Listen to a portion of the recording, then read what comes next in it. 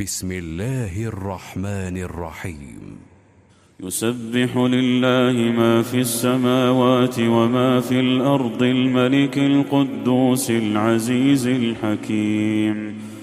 هو الذي بعث في الأميين رسولا منهم يتلو عليهم آياته ويزكيهم ويعلمهم الكتاب والحكمة وإن كانوا من قبل لفي ضلال مبين. وآخرين منهم لما يلحقوا بهم وهو العزيز الحكيم.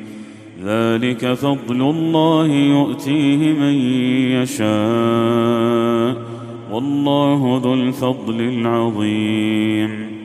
مثل الذين حملوا التوراة ثم لم يحملوها كمثل الحمار يحمل أسفارا بئس مثل القوم الذين كذبوا بآيات الله والله لا يهدي القوم الظالمين. قل يا أيها الذين هادوا إن زعمتم أنكم أولياء لله من دون الناس فتمنوا الموت إن كنتم صادقين ولا يتمنونه أبدا بما قدمت أيديهم والله عليم بالظالمين.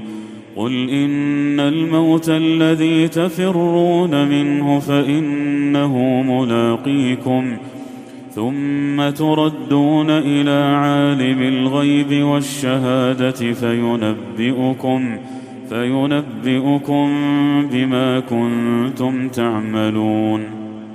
يا أيها الذين آمنوا إذا نودي للصلاة من يوم الجمعة فاسعوا إلى ذكر الله وذروا البيع ذلكم خير لكم إن كنتم تعلمون. فإذا قضيت الصلاة فانتشروا في الأرض وابتغوا من فضل الله واذكروا الله كثيرا لعلكم تفلحون. وإذا رأوا تجارة أو لهوا انفضوا إليها وتركوك قائما قل ما عند الله خير من اللهو ومن التجارة والله خير الرازقين.